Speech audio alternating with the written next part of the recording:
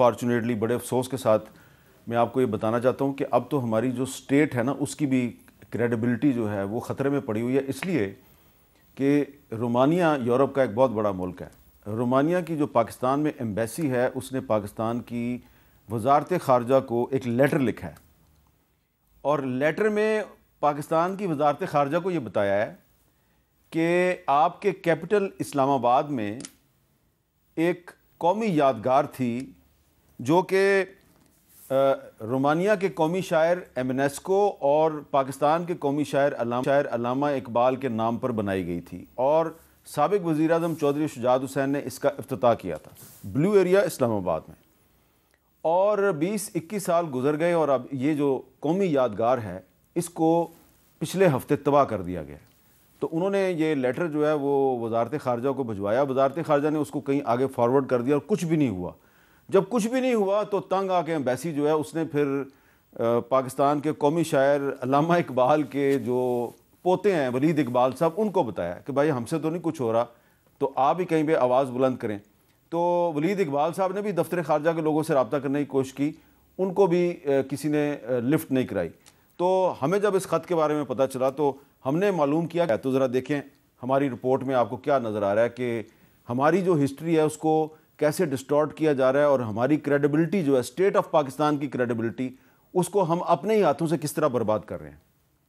Blue area Islamabad के मरकज़ में 20 foot ऊंची ये शाहकार यादगार पाकिस्तान और रोमानिया के सफ़ारती ताल्लुकात और दोस्ती की अलामत है, जो शायर मशरिक़ अल्लामा इकबाल और रोमानिया के कौमी शायर मिनहाय एमनेस्को की मुश्तरका अफ़कार और कौमी खिदमात के एतराफ़ के तौर पर लगाई गई। यादगार का इफ्तिताह मुस्लिम लीग के उस वक्त के सदर चौधरी शुजात हुसैन ने 2004 में किया। 20 साल गुजरने के बाद आज इस यादगार पर न कोई तख्ती नज़र आती है, न कौमी शायरों की तस्वीरों की बकाया जात।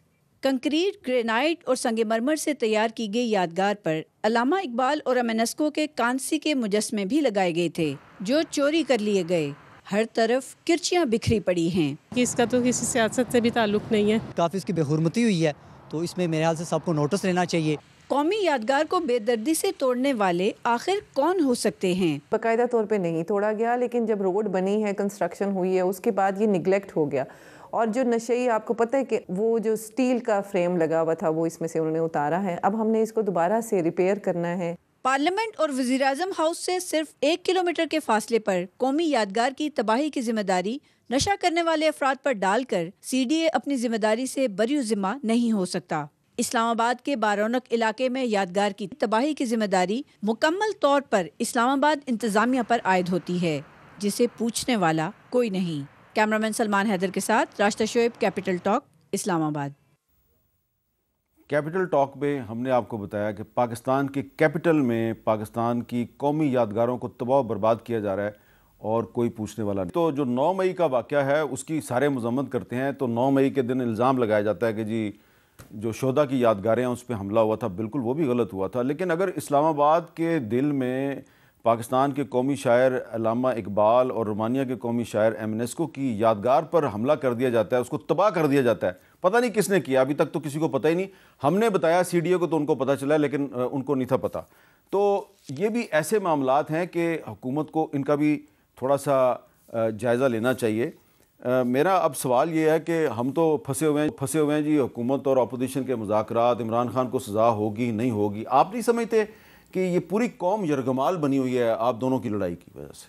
मीर साहब, मैं समझता हूँ कि जो सियासी कह लें दूरियां हैं या जिसमें माहौल पे थोड़ा असर आया हुआ है, पहले तो मैं उस जो भी इस हवाले से मैं बात करूँ उससे पहले मैं कहूँगा कि बसीयत पाकिस्तान, बसीयत पाकिस्तानी सिटीज़न होने के नाते हम सब की एक कलेक्टिव रिस्पॉन्सिबिलिटी है कि हम अपने नेशनल हीरोज़ को और अल्लामा इकबाल साहब और उसके अलावा दीगर भी शोधा की तो चले हमने बात की, तो डेफिनेटली कोई भी पाकिस्तानी शहरी है, पाकिस्तानी सिटीज़न है, तो वो डेफिनेटली करते हैं। लेकिन हमारे नेशनल हीरोज़ या हमारी हिस्ट्री जो है उसको भी देखते हुए हाँ, ये हमारा अवलीन फरीज़ा होना चाहिए कि हमें अपने नेशनल मॉन्यूमेंट्स को और नेशनल हीरोज़ को सेलिब्रेट भी करना चाहिए और साथ साथ हमें अपने नेशनल मॉन्यूमेंट्स को प्रिजर्व भी करना चाहिए। और बिल्कुल मैं ये आपकी बात मुतलका जो हमारे गवर्नमेंट का जो मिनिस्ट्री है, जो मुतलका ऑफिशियल्स हैं, उन तक मैं करूँगा, बिल्कुल एब्सोल्युटली मैं उनसे बात करूँगा। आप तो आर्टिस्ट लेकिन हैं, उसके आप साथ मैं ये हाँ, उससे पहले आप ज़रूर लीजिएगा। कुछ कहना चाहते हैं आप? मेरे पास टाइम कम है वैसे। नहीं, I think it's a sad state of affairs. Government का फेलियर है। देखें, एक रोमेनियन नेशनल पोइट और एक पाकिस्तान के पोइट, उनका एक यादगार है, उसको इस तरह बेदर्दी से तोड़ के, और फिर वो जो सीडी के आपने इन्वायरमेंट की जो भी डायरेक्टर थी, उन्होंने कहा कि नेग्लिजेंस हुई है क्योंकि रोड की रिकन्स्ट्रक्शन हो रही है थी। तो मैं इसके साथ ये भी कहना चाहती हूँ कि इनको अपने सैड स्टेट ऑफ अफेयर्स इनके हो गए हैं, इनको पाकिस्तान तहरीक इंसाफ को फिक्स करने के अलावा और कोई चीज़ रिस्पॉन्सिबिलिटी नज़र नहीं आती। एक दिन मीर साहब, ये तो आपकी मेहरबानी है, आपने इसकी तरफ रोमेनियन गवर्नमेंट का ख़त आपने हमें यानी बताया, ये जो यादगार के साथ हुआ है, आपको किसी दिन कॉन्स्टिट्यूशन एवेन्यू पे भी आना चाहिए। मैं सीरियसली पार्लियामेंट में इसके ऊपर सवाल करने वाली हूँ। लिटरली जो कॉन्स्टिट्यूशन एवेन्यू की एक इज्जत थी, एक जो डिसेंसी है इस्लामाबाद की, यकीन करें जब से फार्म 47 की हुकूमत आई, यकीन करें फालूदा शाप बन गई है। इस कदर तोड़ फोड़ करके उल्टी सीधी रंग बिरंगी लाइट्स लगा के जो कॉन्स्टिट्यूशन एवेन्यू का बेड़ा गर्क लगाया। नहीं नहीं, आप यकीन करें, आप सिर्फ कॉन्स्टिट्यूशन एवेन्यू की बात करिए, जिन्ना एवेन्यू पे क्या हो रहा है? प्रेसिडेंसी के आगे मोर बैठा हुआ है, नकली हार पहना हुआ है रेड, सामने जो एक दो जो है वो तो मोर असली होना चाहिए। नहीं, मतलब एक कॉन्स्टिट्यूशन है, वो मोर जो जिना हाउस से चुराया गया था वो लेके आए तो वहीं पे रखते हैं। लगता है सर्कस है, जैसे लाहौर को सर्कस बना दिया, ऐसे कॉन्स्टिट्यूशन है इस्लामाबाद को सर्कस। वैसे वो बाई दी वो जो कोर कमांडर हाउस लाहौर से जो मोर चुराया गया था, वो गया किधर है ये? अब अच्छा चलें, वो मैं पता करके बताऊंगा।